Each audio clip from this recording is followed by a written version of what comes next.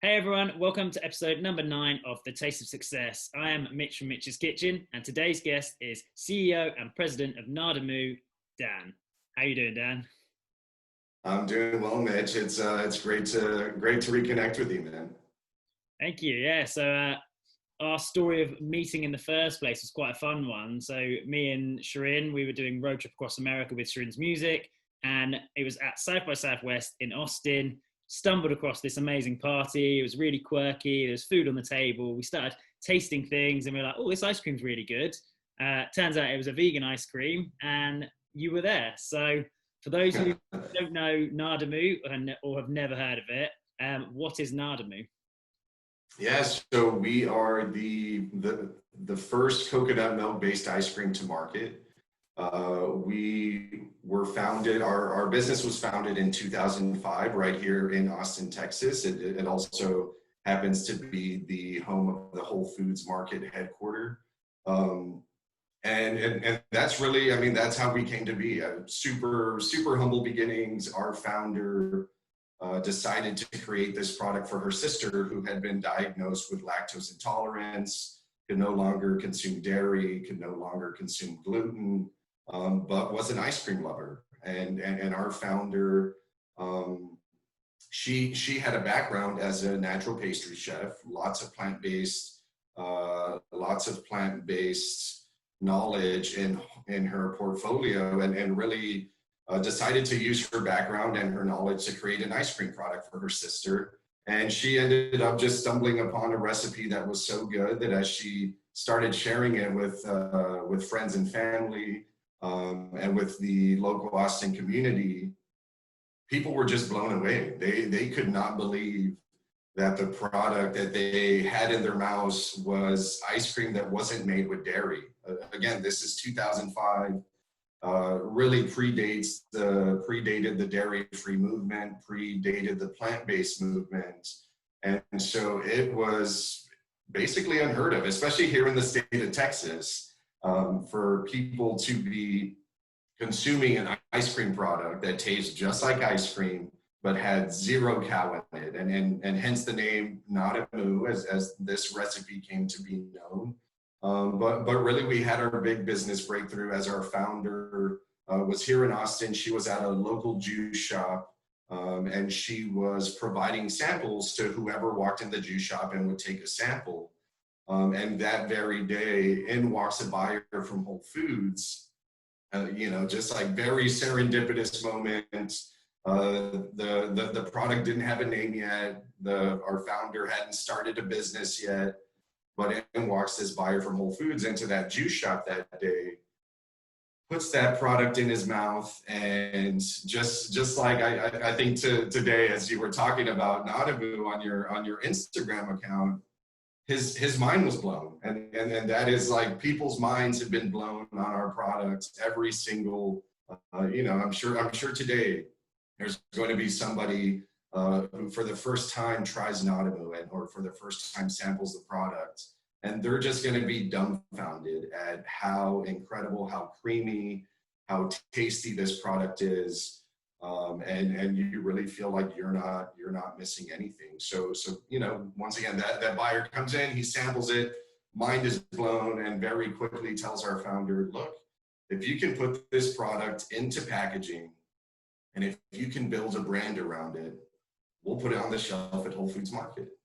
And so that was really, that is what forced our founder's hand into starting a business around a homemade recipe that she really only created for one person. She created it for her sister. Her sister was very pleased with it, and now we have been able to share that same product and that same recipe and lots of new flavors off of that original base mix, with a much wider population within the United States and even around the world as we continue to build our brand. You're based out of the UK. You just happen to be in Austin during South by Southwest, and you found yourself at the right place at the right time, and that's kind of how the world works, and really feel very fortunate to continue to be connected with you as you dive deeper into your plant-based journey there in the UK.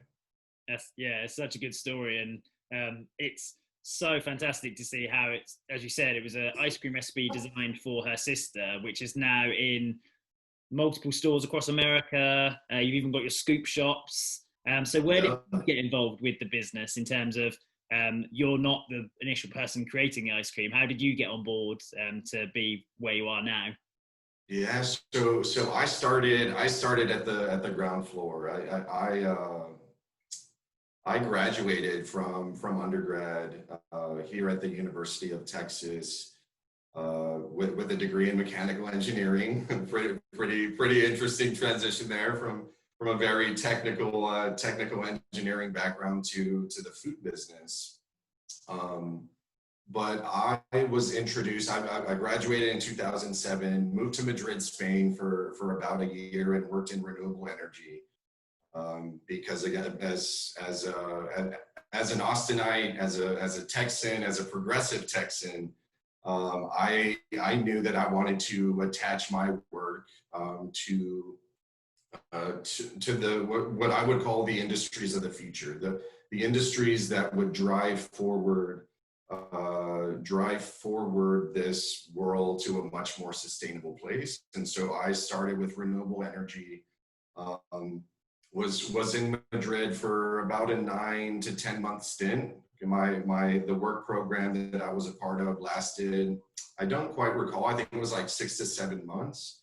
But I knew that once that stint was over, that I would be coming back to Texas. My family's from Texas. I'm very family oriented, and I knew that I wouldn't stay in Europe forever, even though I loved it very, very much, and enjoyed my life there.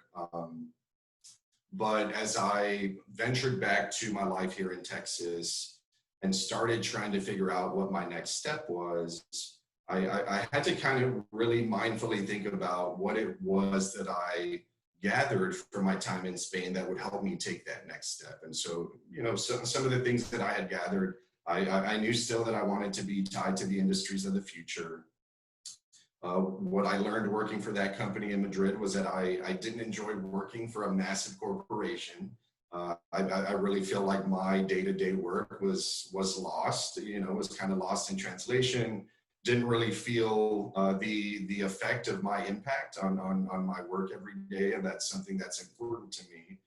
And also I kind of had these thought experiments around why Spaniards' life expectancy is better than us in America. We always talk here in America, we pride ourselves in our healthcare system and our capitalism and our productivity and all these things. And we thought we were already winning the battle by kind of demonizing cigarettes here in America. We got to this place where cigarettes was the root of all evil and was causing cancer and was doing all these things. And yes, that's true.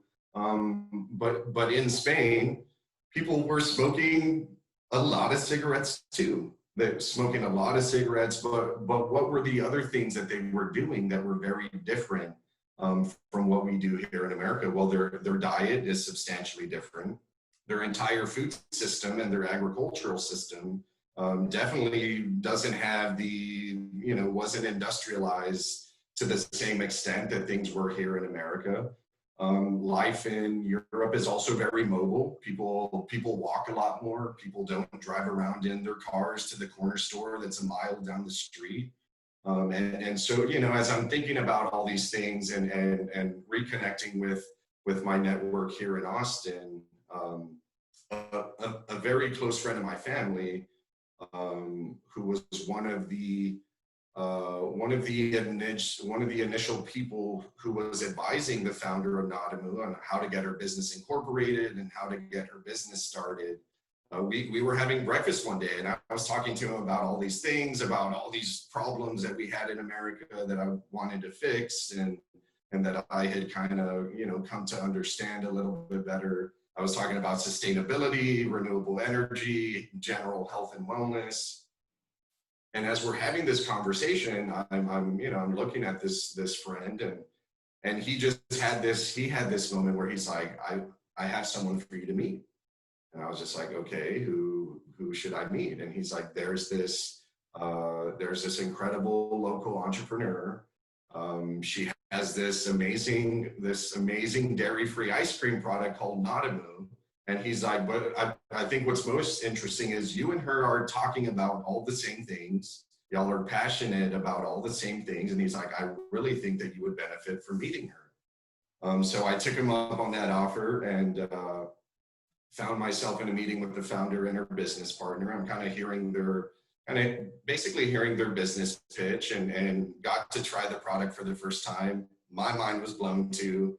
And really that moment, meeting them and just seeing the opportunity that Nadamoo presented to begin to tackle some of our biggest issues in America, the obesity, the diabetes, lactose intolerance was kind of just in the early stages. We were realizing that was a big issue.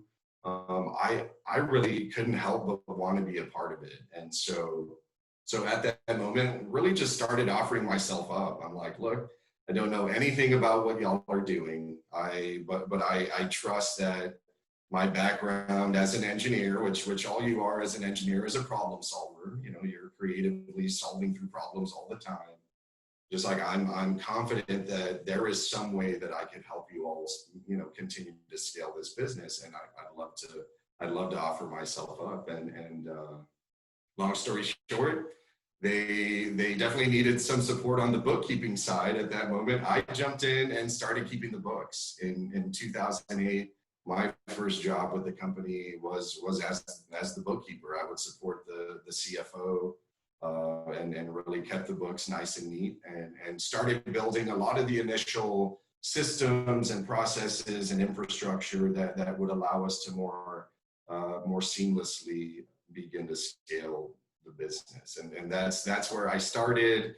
As you can imagine, things really began to escalate quickly. I started diving in deeper and deeper and deeper, kept wrapping my mind around the business and, just wanted to continue to help in the highest value way that I could. And that's kind of how I began to evolve to this place. Now I've been the president and CEO of the company now for 9 years and have been with the company for 12. And it's been an incredible ride.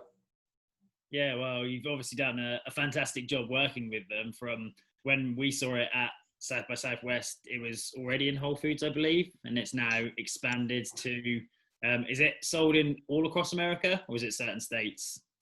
Yeah, we have a distribution footprint in every state in the United States. I believe we're in about 9,000 grocery stores nationwide.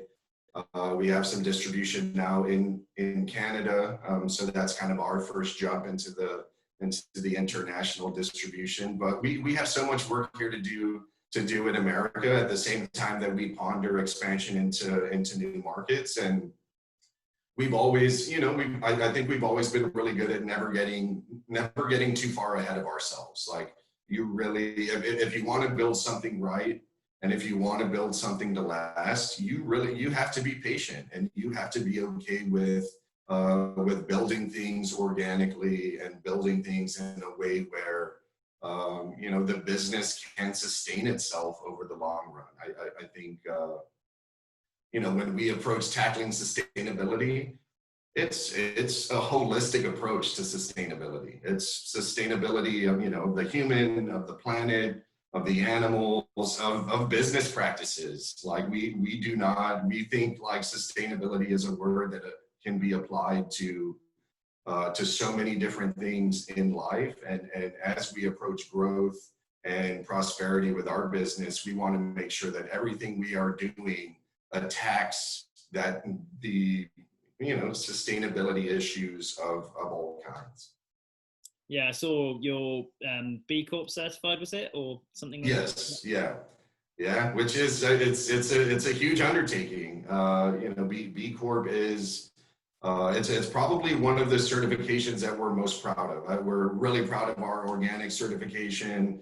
because we believe that nutrient density at the level of the soil and the dirt is, is a core problem, is a key problem in our battle to sustain life on the planet.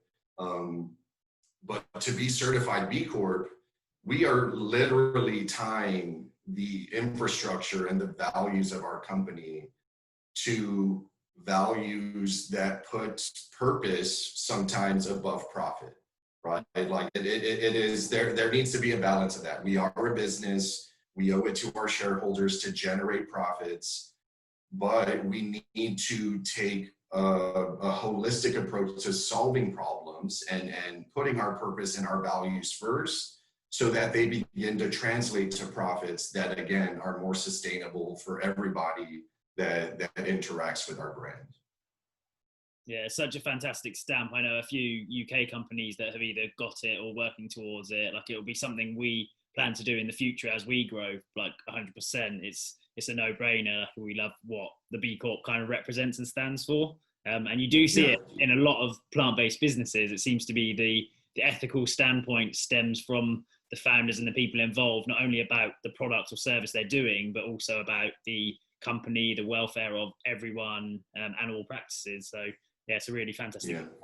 Yeah, and it's great. Like it's great to see people latching on to B Corp, because naturally, in a perfect world, the B Corp community becomes, in a perfect world, all of those entities begin to join together in a collaborative manner around B Corp and the evolving values of B Corporation, so that we together can drive forward the future to a more sustainable place through more sustainable practices.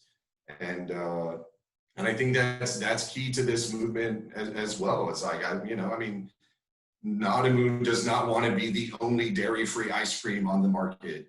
Like that just, sure, we would, love to ponder the success of a world like that for us, but we know that we alone cannot create a more sustainable planet. It's going to take a lot of us working together and pushing in the same direction to really create the results that it is that I think we're all looking for, or a vast majority of people in the plant-based movement and B corporations.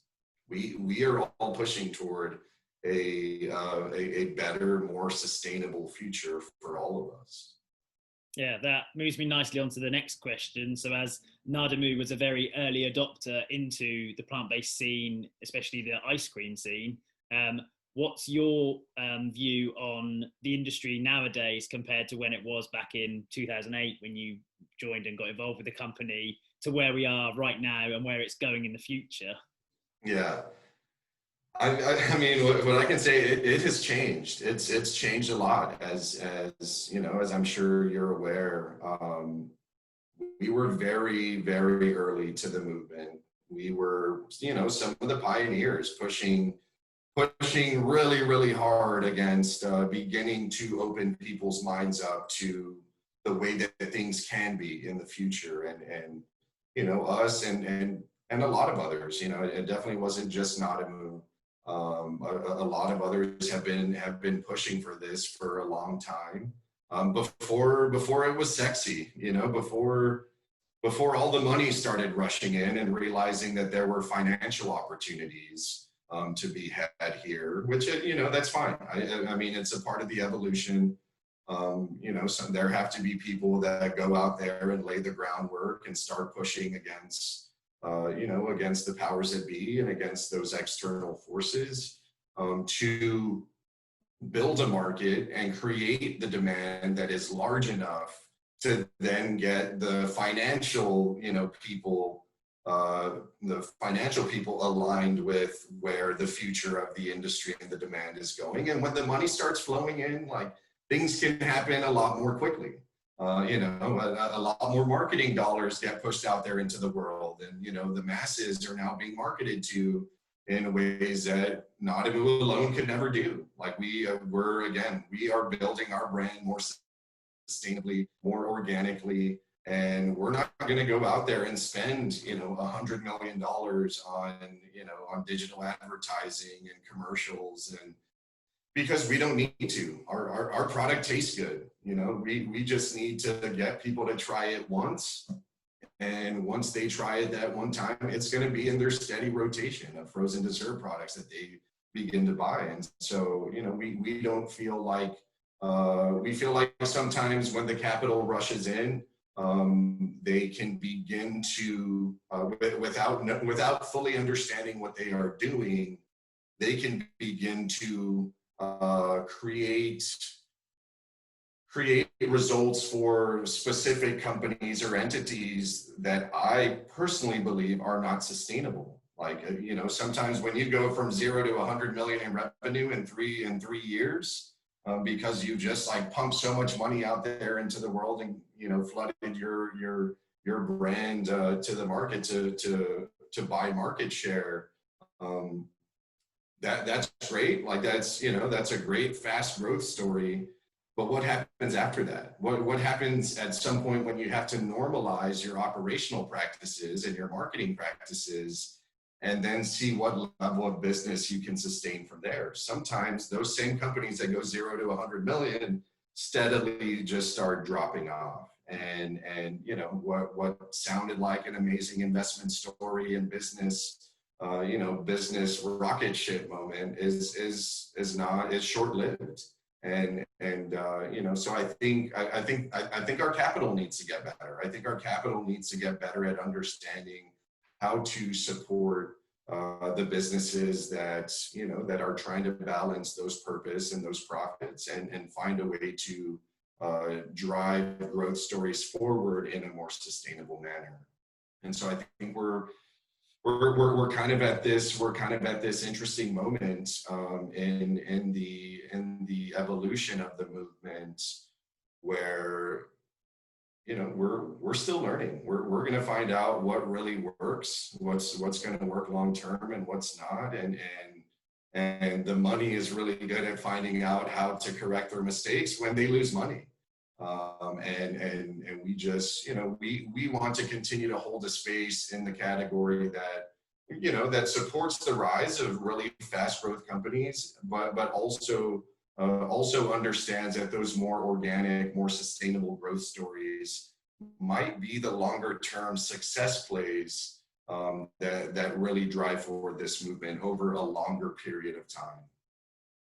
Yeah, it's the same like in the UK. There's a few brands that will spend like hundreds and thousands, maybe millions, on marketing the certain products or services. Like frozen meal delivery is only just becoming a thing, and we've come into that market. There's other companies out there spending more on the marketing and everything, making that concept understood by the average consumer, which means that then if they come across our brand, they already know what it is. So they're doing all the legwork, the spending. Exactly. And we can then kind of be like, yeah, but ours is this, and like try ours. So it's good to have that community. Like, we very much love supporting anyone new to the market. We'll speak, absolutely, taste their food. Like it's all about the community for us, and it is all working towards that same goal, that same movement of getting people to eat better quality plant-based food that's better for the environment and better for health at the end of the day. Absolutely. And I think what we really get excited about is when there are big money players that come into our category who actually have a great product, like a great tasting product, good quality ingredients. Like we want that. We want more of those players, because we don't want to scare people off from what we have to offer. Like, you know, if someone's first experience is, you know, brand X, you know, this company that raised, you know, $500 million, you know, before they even sold a pint of ice cream, and they come in and flood the market, but their product doesn't taste good. They create all this new trial, but all these people have negative experiences and now like have a jaded mentality of what dairy-free or plant-based ice cream tastes like. They have done an injustice to the future of the category. And so that, you know, like we have no problem with money flooding into our category. We just want to make sure that the money is behind products that taste good and are of, of a high enough standard of quality that we can get behind and be like, yeah, that's good. Like we totally respect what you're doing for the category, and by all means, create new trial. Like, get more people shopping in the category, because we have the confidence to know that, again, when people stumble upon Nadamoo and have that first Nadamoo experience, we have them. And, they might not become 100% loyal to Nadamoo from here to the day they die. Some definitely will. But that's okay. We just need them to get in the rotation. Every other trip to the grocery store, every fourth trip to the grocery store, we want them to put a pint of Nadamoo in their cart, and we want that, kind of that foundation or that base of our consumer to continue to grow, so that we can continue to outperform the category like we have for so many years. Yeah, and I think the other thing is your kind of main audience is the people who are new to plant-based ice cream. Like, those are the people you want to get, because if they can see that there's a product just as good, if not better, than a dairy-based alternative, then it's suddenly like, oh, I don't need to have the cow-based ice cream anymore. There's so many ones I can try, and then they'll go through, try which ones they like, and kind of discover this whole new way of eating, which, again, from the sustainability aspect, once again, that's exactly what we're trying to prove. Yeah. Absolutely. So Austin and America mainly as a whole, you think of America, you think of like the typical American diet is going to be very steak or meat and those kind of things. So for your current diet at the moment, obviously working within a plant-based brand, what's your kind of diet look like? Yeah, so I mean, first off, I'll start by saying, through this COVID-19 period, I think a lot of people have been given the opportunity to hopefully have allowed themselves the opportunity to think about their own health, right? Their own health, their own wellness, where they're at and where they need to go from here. And I'll be the first to say, COVID-19 for me personally, for me to, get a little more focused on my health and wellness, I've been eating a lot of raw fruits and vegetables. Like, I've personally lost 15 to 20 pounds since COVID-19 started, and it's because I have gotten really disciplined on my diet, and most of it is centered around a lot of raw organic fruits and vegetables. That's not to say that I don't cook anything. I'm not I'm not that hardcore. I do cook. I do cook. I like to roast those vegetables sometimes too, just to change it up. But I personally, I'm an imperfect human. I'm still not 100% vegan. I'm definitely 90+%. I do incorporate small amounts of animal protein into my diet. But if I am going to partake in animal protein, I'm going to make sure that I'm more closely connected to the process of bringing that animal to rest. I grew up in South Texas. I grew up from a ranching family. So I grew up out, with my uncles feeding cattle. My family's never been in the cattle business, but we do have cousins and uncles who have been in the cattle business before. And so I grew up around the ranch. I grew up around land and animals and plants, and I grew up hunting. And those are parts of me. Those are parts of my childhood and my upbringing that I never want to be fully disconnected from. So when I am going to partake in the consumption of an animal protein, it's important for me to be as closely connected to that harvesting process as possible, because I believe that that's where the empathy is. That's where the understanding is.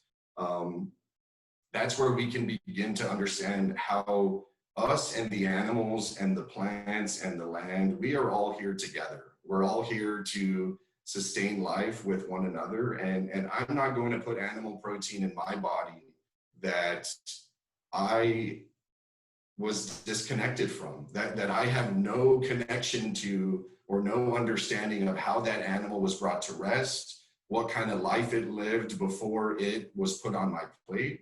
And those are all very important variables for, I think, for all of us, for the masses to begin to wrap their minds around, to understand whether or not consuming animal protein is really that important to them. I would venture to say that if more people were closely connected to bringing an animal to, bringing an animal's life to rest, if more people were connected to that, they probably could not stomach the ability to consume that animal protein, because it's not pretty. Death is not pretty. Death of humans is not pretty. Death of animals is not pretty. Death of plants, a tree dying, is a terrible tragedy in nature. But we can't begin to have the empathy necessary to be better people if we are too far disconnected from that food system and that food process. So as I said, I'm an imperfect human. I am continuing to evolve. And right now my diet is at a easily 90+% plant-based lifestyle.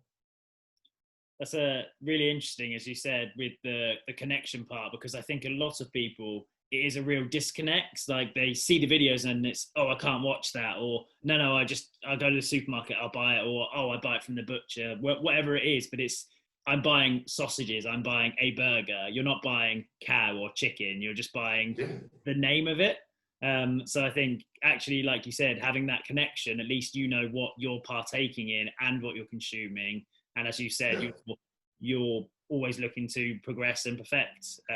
So I think that's one phrase that we love to reinforce is progress, not perfection. We're not out there trying to preach everyone needs to be vegan, because if everyone went vegan overnight, resources would struggle, industries would crumble, livelihoods would crumble. There's a lot more than just the animal welfare to take into consideration. Obviously, that is an important part, but there is a whole thing around it. And people are so passionate about food, which is another reason why I wanted to start this whole podcast talking about food. Yeah, and I love how you said it. I mean, we are the same way. I personally believe that through this evolutionary process for all of us, we have to be true with ourselves that we are all in a certain place right now in the present. That right now there is someone out there who has the reverse diet of mine, right? They're eating 90% animal-based, protein diets, and which is a lot. That's a lot to even think about.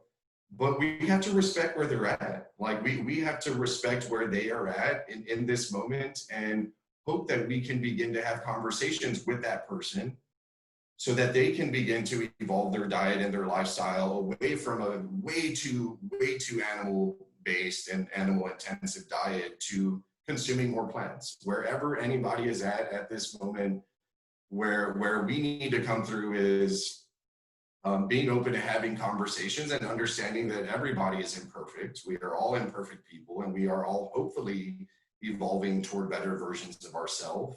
And we need to be open-minded enough to be able to talk to whoever, no matter where they are in their diet evolution, their dietary evolution, and let them know why it is important for them to wean off of that and to incorporate more plants into their diet, because it's important for all of us to begin to achieve greater harmony on the planet by moving more toward plants and away from our overconsumption of animal products.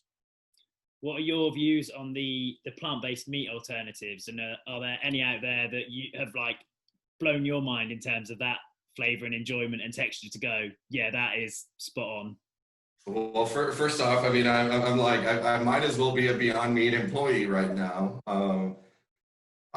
So here's my stance on it. I mean, I obviously love Beyond Meat. I love the space that they hold here in the plant-based movement. For me personally, am I going to eat a Beyond Burger or Beyond Sausage, 3 or 4 times a week? Absolutely not. That is not my idea of how I'm going to evolve my personal health and wellness. I believe I'm already I will consume it when I'm ready for what I call a treat meal. I'm going to eat some vegan junk food.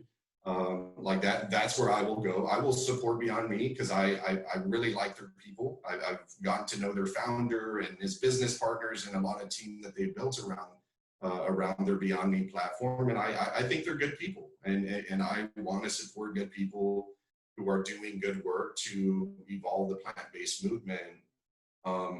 I love the space that they occupy in the movement because they are for those meat eating, the meat eating people who need to create incremental changes in their diet.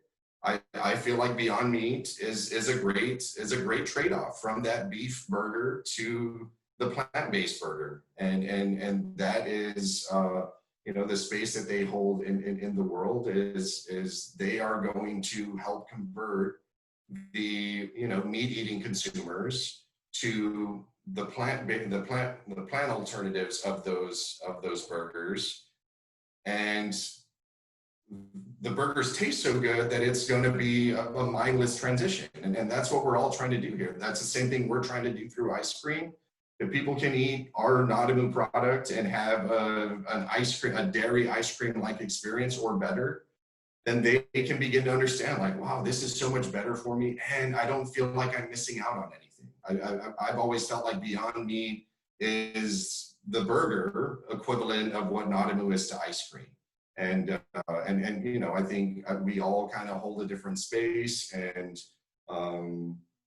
I think my favorite of the booming meat alternative space is Beyond Meat because of my personal relationships there, and I do know that they do value the quality of the ingredients that go into their products. But again, like I'll go one step further, and again, I'm speaking very personally to me.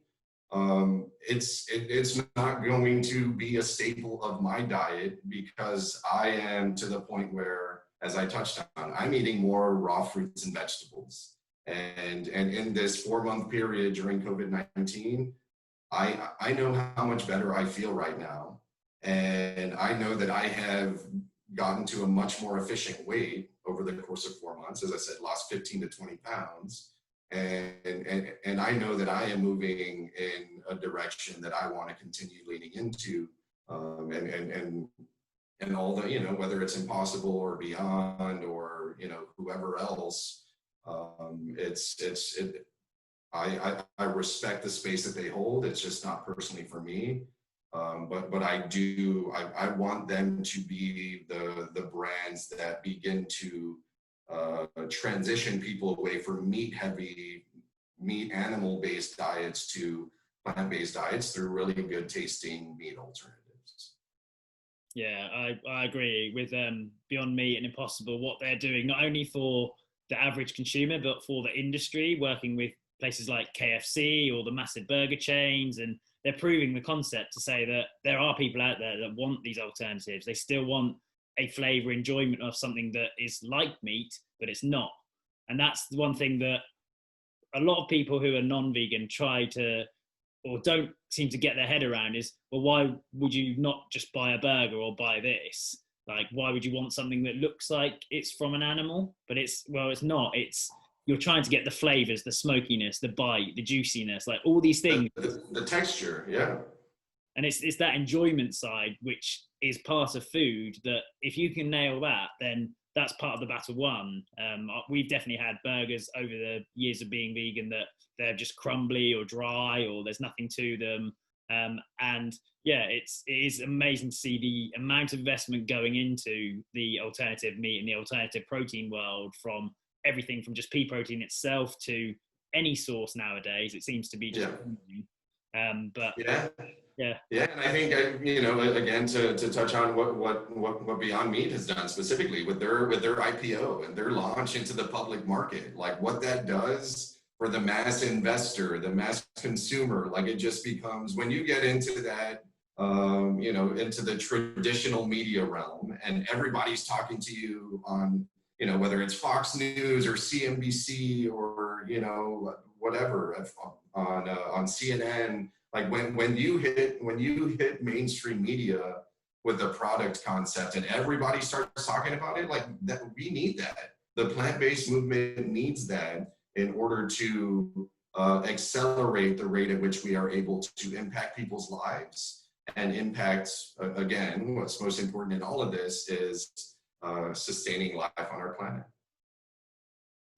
What's your earliest childhood memory of food, good or bad?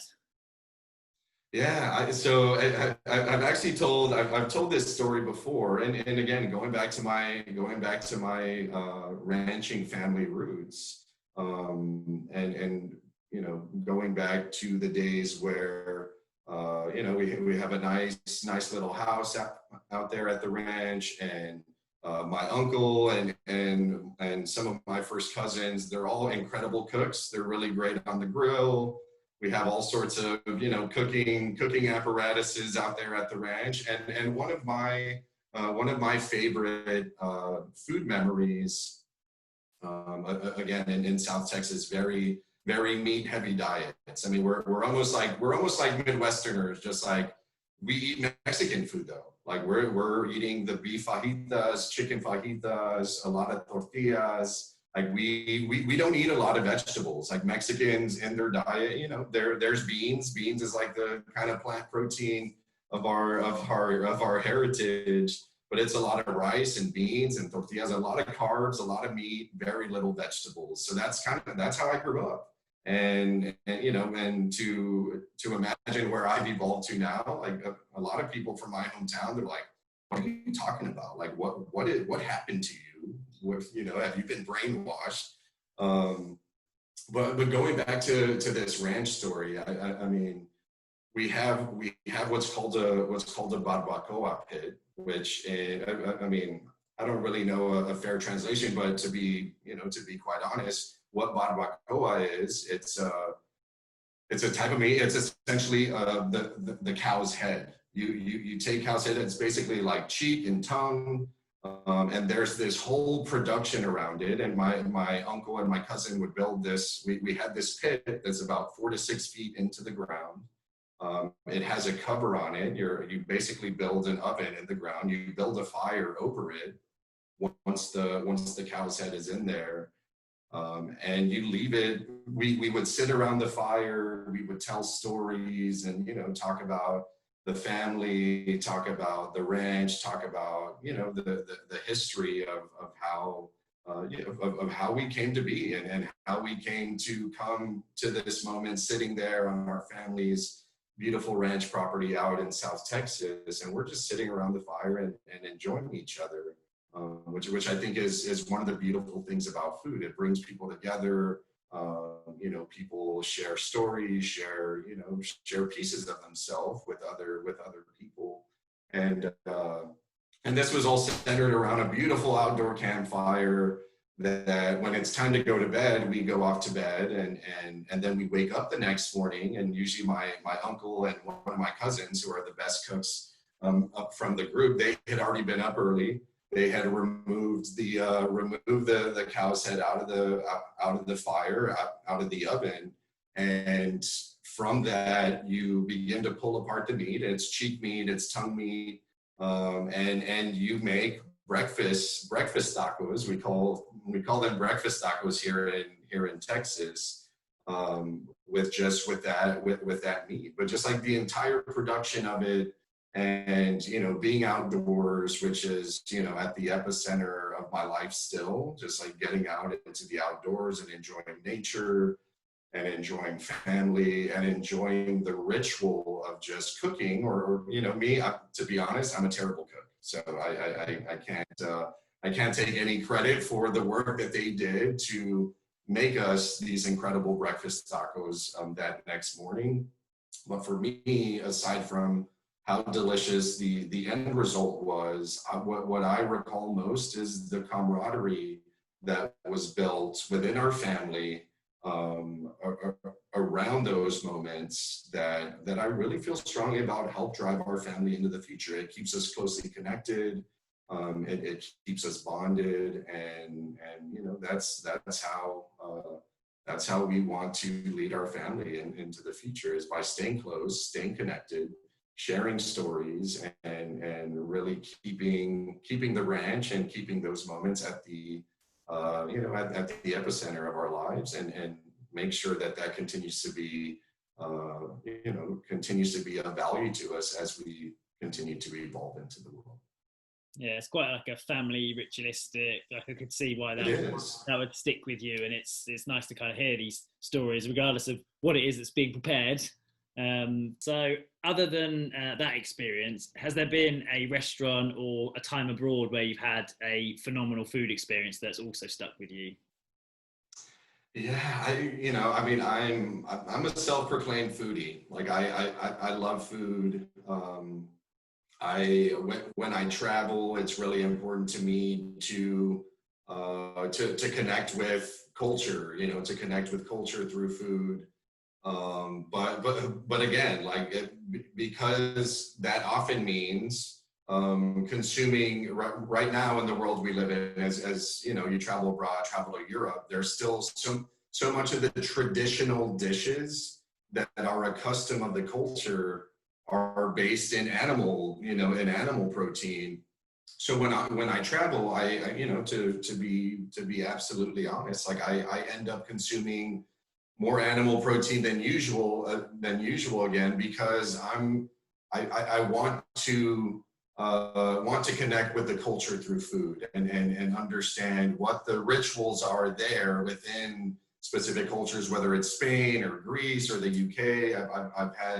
I've been fortunate to be able to travel to a lot of different places in the world. And so I usually just try to partake in the most traditional dishes, most popular dishes of culture wherever it is that I'm at. But once I quickly start feeling bad, right? Eating that way where I have evolved to in my diet now, I quickly do not start feeling good.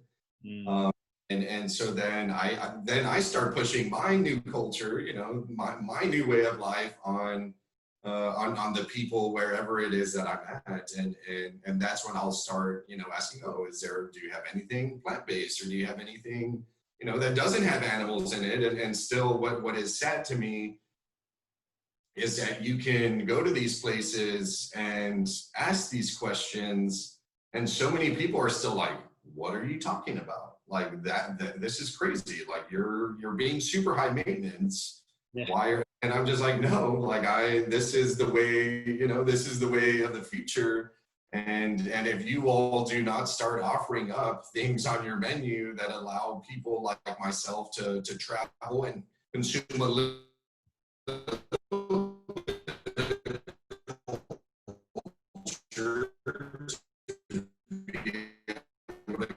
connect with you better, I think that's a part of the interaction that I feel like is important, where we have to push from our side, and let them push back on us a little bit too, and let's meet in the middle and drive the future forward together. And so that's like my very general way, the way that I travel is I'm a foodie. I'll go to a country or, to a city, and I'm going to look up and read the reviews of all the, best restaurants in the area. Sometimes that takes me, to consume some mind-blowing sushi. Sometimes that takes me to if I'm in Spain, I'm going to eat at, the best restaurant there, and maybe, eat some cochinito, or, whatever it is that is traditional to the culture is where I go first. And then once I'm no longer feeling tip top, then it's time for me to push back and begin to impose, my culture back on that more traditional stance. And hopefully, they can begin to understand why it's important for them to offer more and offer less animal-based meals. Is there one standout meal in particular that has that whole, if you think best meal you've ever had, what would that ever be? Oh, wow. That's so hard. It's always hard when people are really into food and you've had lots of good food experiences. It's finding that final one.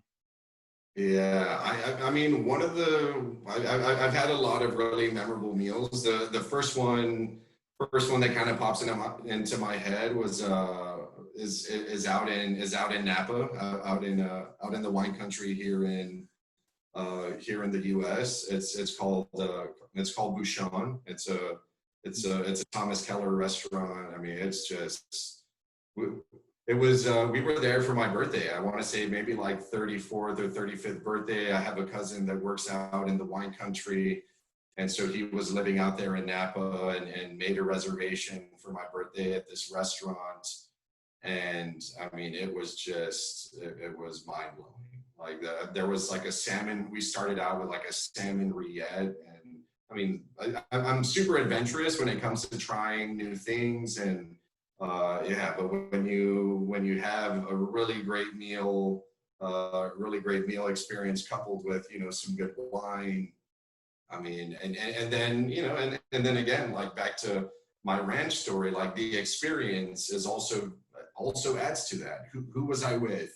And, what was the occasion? And, the overall environment. Like that's why the restaurant industry has become what it is in America, because, these people who are developing these concepts have the foresight to create this ambiance and this environment and give this level of service and, provide, this mind-blowing food experience. And all those things added together is really what can just create, something that you'll never forget. And I'm a huge proponent of, there's some incredible vegan restaurants in America right now. Most of them would be found in New York or LA or San Francisco. But that being said, we have such a far way to go to elevate the vegan kind of restaurant dining experience. That needs to be elevated to, to the heights of these other, kind of world-renowned restaurants. And I think it'll happen, but again, the consumer demand has to push it in that direction, and we're still fighting that fight on the front lines, still shifting demand. Yeah, that sounds great. Yeah, I've only been to like a couple of these Michelin star restaurants where you do come away. Like I had one in London. I can't even remember what it was called, but it was on like Holland High Street or something like that in London, and we had like a 9-course vegan tasting menu. And it was just phenomenal. There was one dish which was just like all based around broccoli, but it was like broccoli stem with a broccoli powder and this and that. And just the way it was done, I'd never seen anything like it. And it was the fact that the chef who owns this thing, I will find out what it's called. It's just completely gone from my mind. But yeah, just the most amazing experience. And not only was it, the food was fantastic, some of the best I've had, but it was for my mum's birthday. My aunt was there, and we were going to see a play afterwards, so it was all this kind of wrapped up into it around that one experience. But the food is where the conversation happens. You're there, you're enjoying the time, the company. From the other people I've spoken to as well, it seems Asia is the other place that hits all the senses because of the setting, who you're with, who's preparing it, how quick it is, how fresh it is. So yeah, these food memories are really nice to just talk about. Yeah, and for me, of course, I mean, my favorite type of cuisine is the cuisine of my culture, right? Like I'm Mexican American, grew up in South Texas, right on the border again. So I grew up on Mexican food. That is my comfort food. Mexican is my comfort food. And there are some incredible vegan Mexican food restaurants out there. One being on a recent trip. I guess I was there in February, right before COVID, was out in San Francisco for a food event, or maybe it was like a capital event. And there's a restaurant called Gracias Madre, and it's incredible. Like it is really good, like authentic style Mexican food.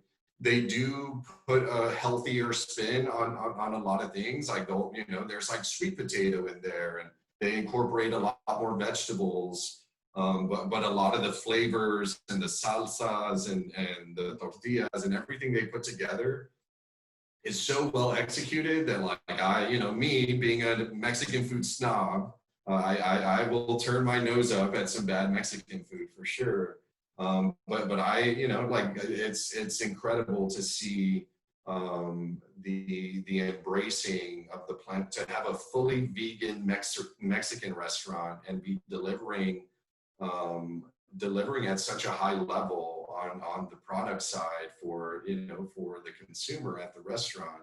I mean, those are the things that excite me. If I can come to a place where I can eat the comfort food, my comfort food of my heritage, and have 100% pleasurable experience with it, that's when I know we're moving in the right direction. And we just need more of it. And we need to turn more people on to the fact that we're there. Like we are there. We just need more people to begin to embrace the lifestyle and embrace the fact that plant-based food can taste just as good, if not better than, the real thing. Or, I hate to even say the real thing.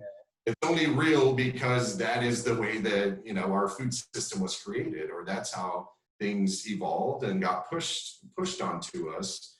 It's wrong to say that the plant-based thing is not the real thing. The plant-based thing is the real thing too.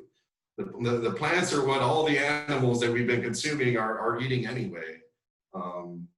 I think we're just getting a lot smarter, and we're evolving to a place to begin to understand that we need to cut out the middleman. The animal has been the middleman this whole time.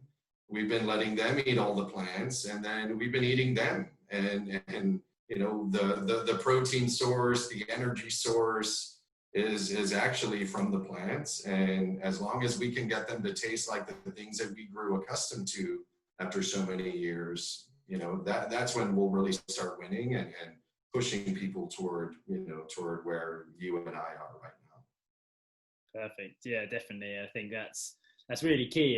It's the way it's evolving. It's just embracing it and finding these places that are really at the pinnacle of these things, doing amazing things. Like in Brighton and London now, there's a vegan pizza chain, which is still some of the best pizza I've had to this day, vegan or non-vegan. It's just at such a high quality. They've even got a gluten-free sourdough, which I nearly sent back the first time it came out because I was like, this can't be like this, isn't it? It's unbelievable how good that dough is. Like, I would kill for that recipe because it's that good. It's hands down the best I've ever had. So yeah, it's when you find these things, it's shout about them, tell people. And like with Nadamoo, when you have it for the first time, you'll tell your friends, they'll tell their friends, and it's that snowball effect. So it is, luckily, the generations mostly consuming it are the most vocal. So they'll really get behind and support the brands. So that's why you've got a really strong brand with Nadamoo, and the online support has been amazing. And did I see during COVID, or maybe even before, you've been doing direct consumer ice cream? So delivery? We have. And what's interesting, we had been doing it for a long time before this, but this was the perfect, again, COVID-19 has accelerated a lot of things that we already knew were starting to take root. And so what COVID-19 has done to our e-commerce business, our direct-to-consumer business, was just like, it's taking off. It's taking off on its own. And we've been wanting that to happen for a long time. It's not super cost effective or cost efficient to the consumer to receive ice cream direct to their door. There's a lot of additional costs associated with shipping a product that isn't, that can't ship dry or can't ship shelf stable. But regardless, the convenience of it is nice. And we've done a lot of good work to drive down our shipping costs at the same time that this accelerated our business. And so our e-commerce business from February to March into COVID times, I mean, we saw like I forget the number, is it like 300 or 400% month over month increase in e-commerce sales. So that was the big jump. And now we're just like, we have this new base foundation for what's possible on the direct to consumer side. And so now, at the same time that we're building out our distribution and working on optimizing our scoop shop, now we also have this opportunity to continue to drive traffic to our website and do more direct to consumer sales.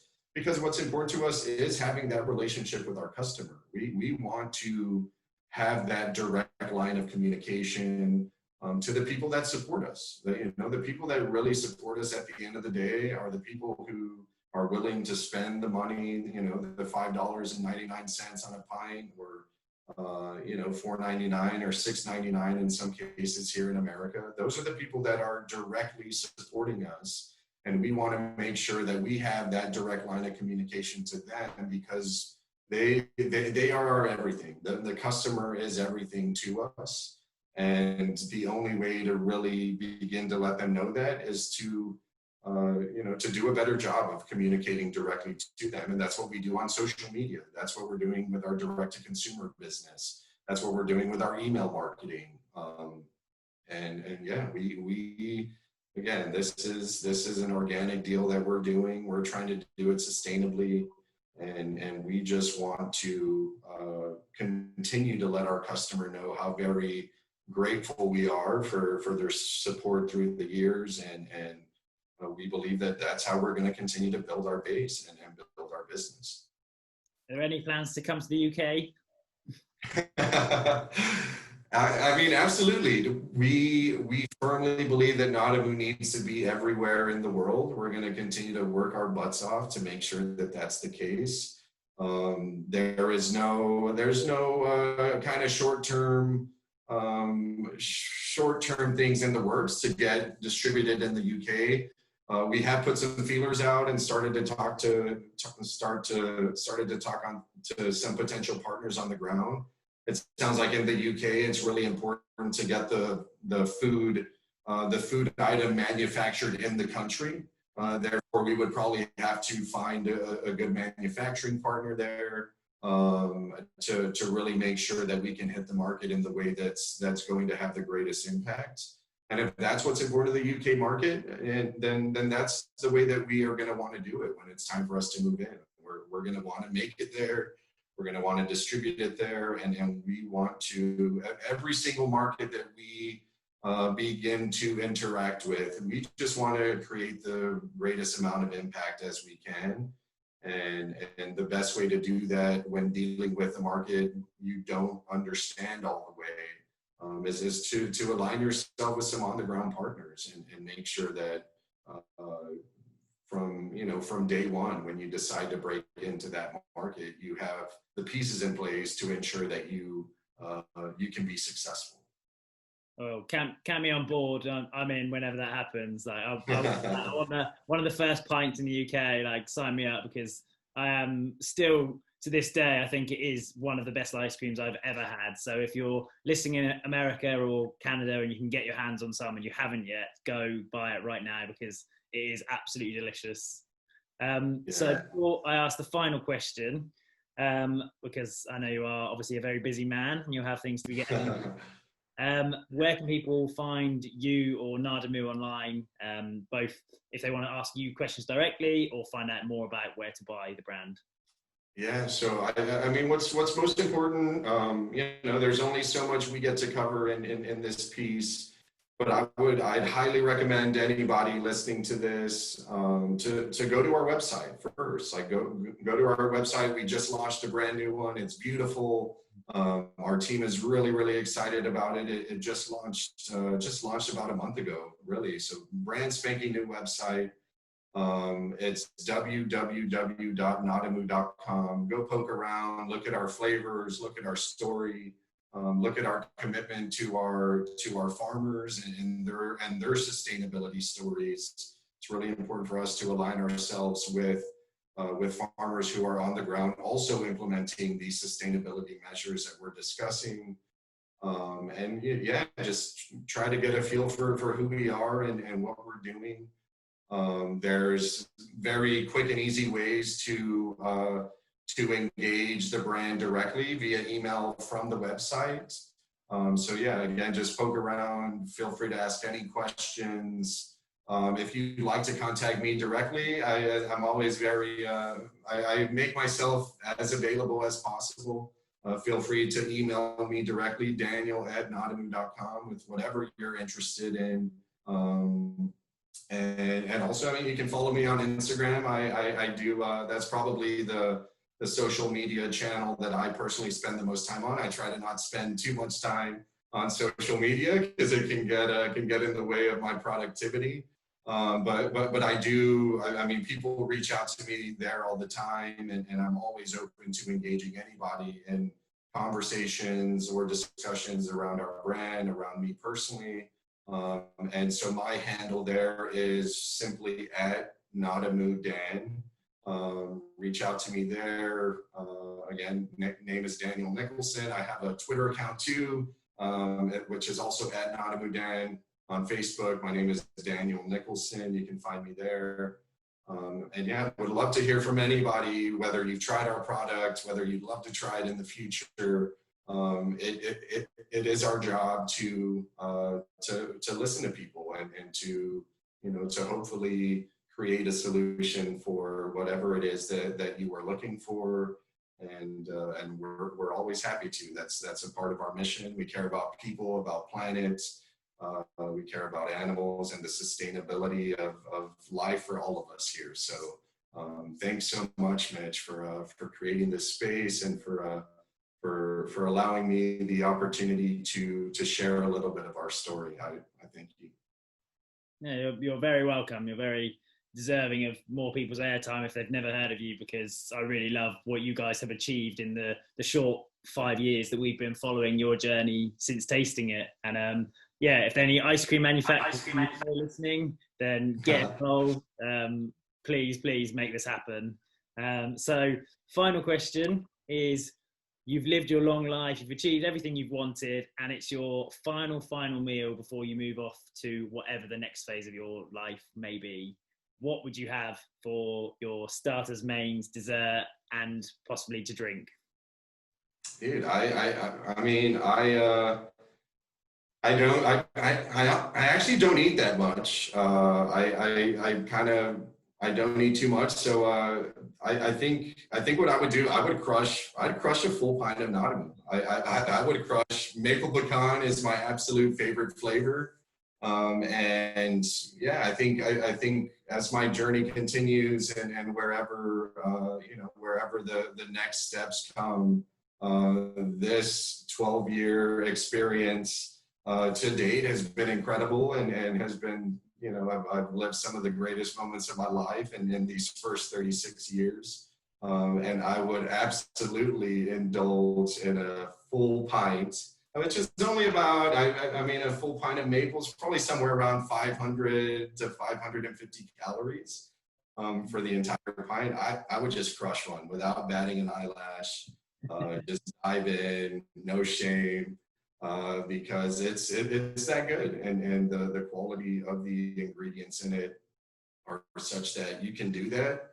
I would never encourage anybody to eat a whole pint, but you actually can, and you don't feel too bad afterwards. Like I think we need to live a life where we appreciate indulgence every now and then. And yeah, I think I would highlight the step into my next chapter by bringing this chapter to closure with an incredible pint of my favorite flavor.